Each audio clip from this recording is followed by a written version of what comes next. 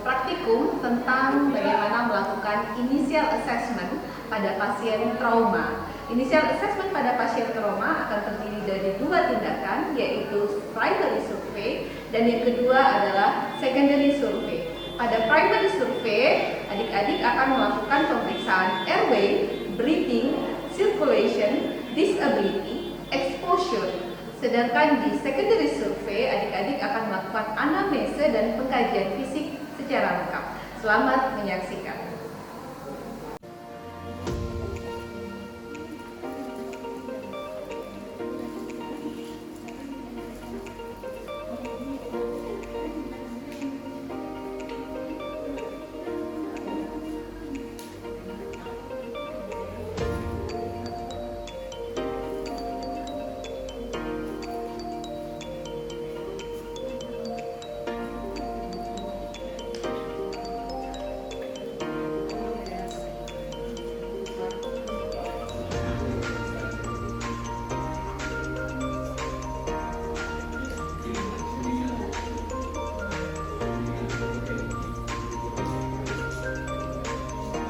Initial assessment dan manajemen pada pasien trauma.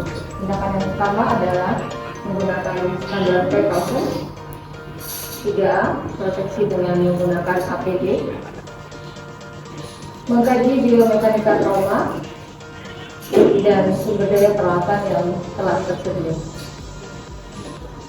Langkah pertama, mengecek respon pasien. Letak, yang baik-baik saja, bisa dengarkan suara saya. Apabila pasien dapat menjawab, maka kita menggunakan tata laksana trauma, yaitu mulai penyuntikan dari airway, breathing, circulation. Kemudian call for help, aktifkan tim resusitasi. Tim resus biomekanika diperiksa apakah pasien mengalami cedera, dicurigai trauma servikal, ditandai dengan adanya pijat dari area kepala sampai dengan clavicula. Kemudian mekanisme trauma seperti terlempar dari kendaraan, jatuh dari ketinggian lebih dari 3 kaki. Apabila ada tanda-tanda cedera servikal, maka segera amankan servikal.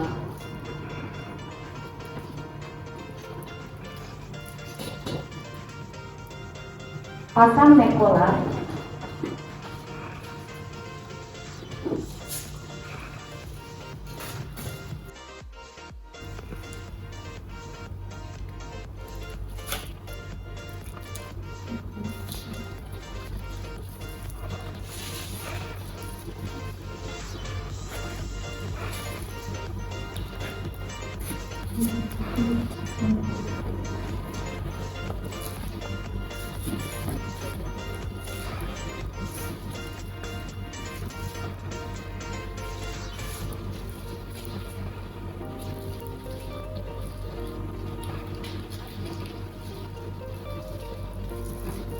Kemudian amankan kepala dengan menggunakan head stabilizer.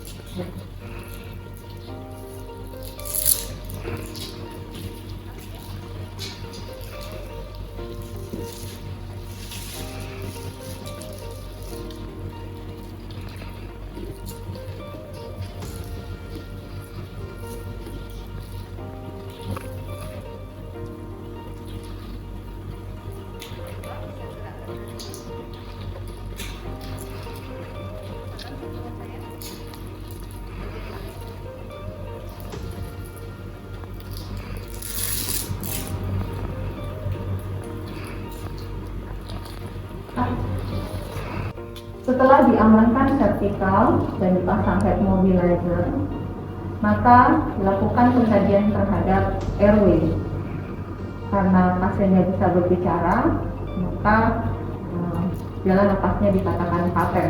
Tapi apabila pasien menjadi tidak sadar, maka kita bisa membuka jalan nafasnya menggunakan manual dengan cara head chin lift. Apabila tidak dicurigai trauma, head chin lift. Selanjutnya dilakukan pengkajian breathing dengan menggunakan IAPP, inspeksi, auskultasi, perkusi, dan palpasi. Kita inspeksi apakah ada jejas di daerah dada, apakah ada luka terbuka, dan apakah ada distensi vena jugularis, adakah pergeseran trakea, dan apakah ada perbedaan pengembangan dada kiri dengan dada kanan. Kemudian kita dengarkan suara nafas, lakukan auskultasi, dengarkan suara nafas, bandingkan kiri dengan kanan, apakah suara nafas vesikular atau unvesikular.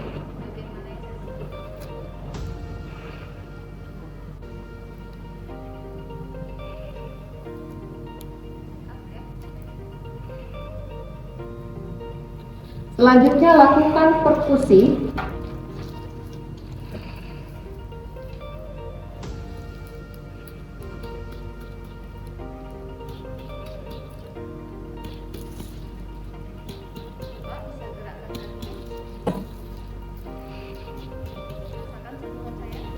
Bandingkan suara kiri dengan kanan, apakah ada suara hipersonor atau suara pekat atau dulness. Selanjutnya adalah palpasi, berikan tekanan kepada dinding dada. Apakah ada nyeri saat ditekan dan apakah ada krepitasi pada dinding dada.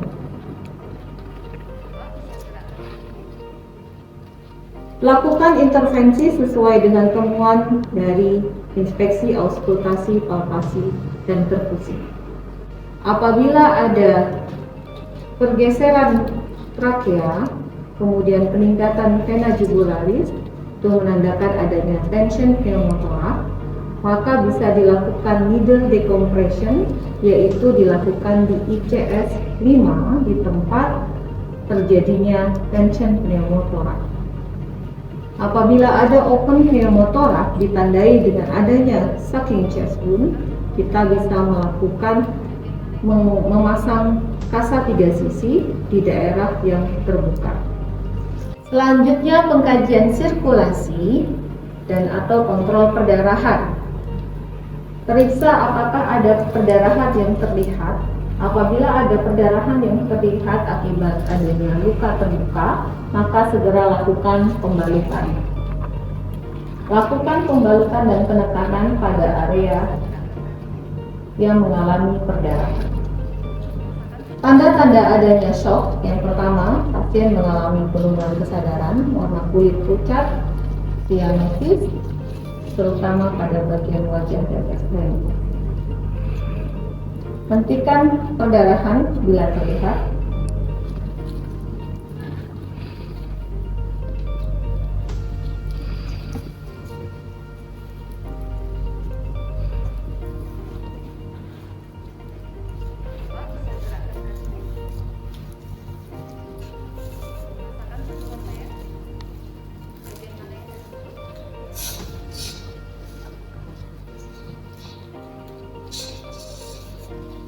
Dan segera pasang IV line dan berikan resusitasi cairan.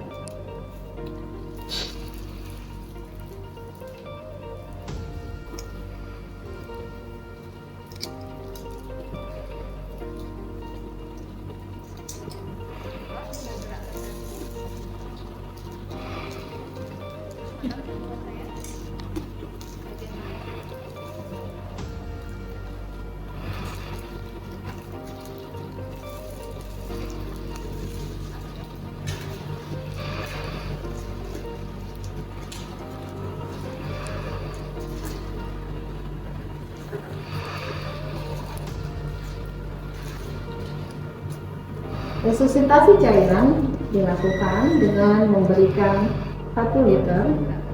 Pertama menggunakan ringer laktat, kemudian selanjutnya segera order untuk produk darah. Selanjutnya dilakukan penilaian disability dengan menilai neurologis pasien menggunakan DCS. Pasien saat didekati tidak membuka mata, kemudian kita panggil Bapak, tidak ada respon, kemudian kita kasih tekanan pada bagian tangan.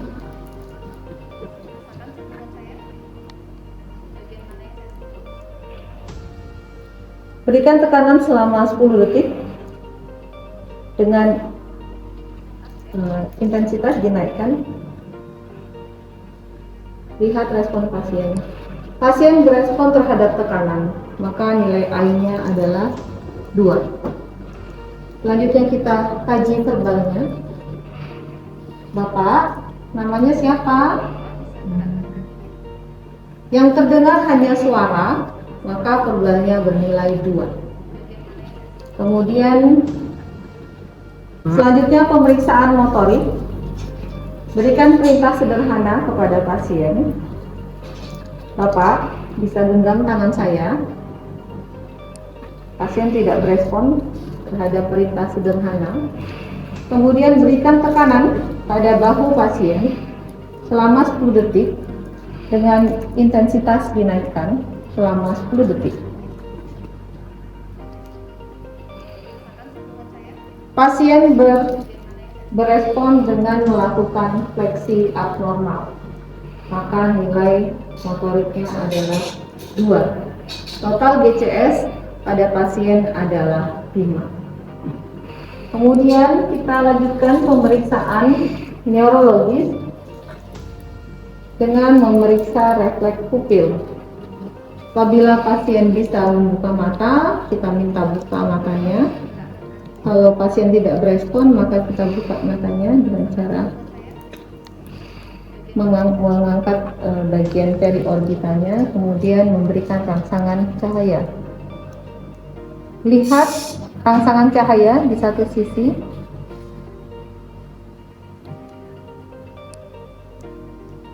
Perhatikan juga di sisi lainnya yang tidak dikenai cahaya, apakah responnya sama atau tidak.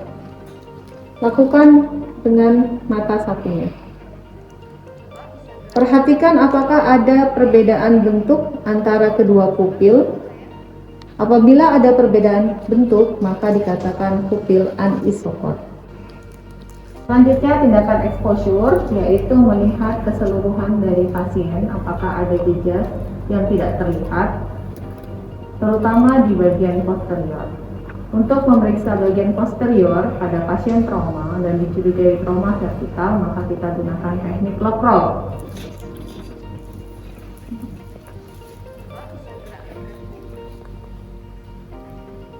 Dalam hitungan ketiga, kita akan melock roll pasien ke arah kanan. 1, 2, 3.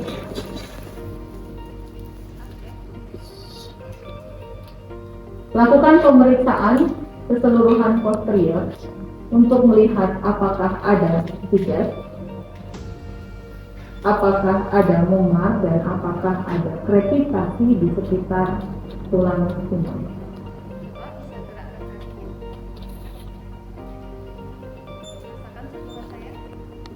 Kembalikan posisi pasien posisi semula dalam hitungan ketiga. 1, 2, 3.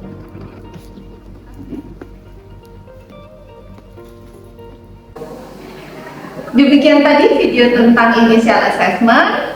Nanti adik-adik akan melakukan redemonstrasi kembali bagaimana cara melakukan initial assessment di stase praktikum. Sampai jumpa di stase praktikum initial assessment. Sampai jumpa adik-adik.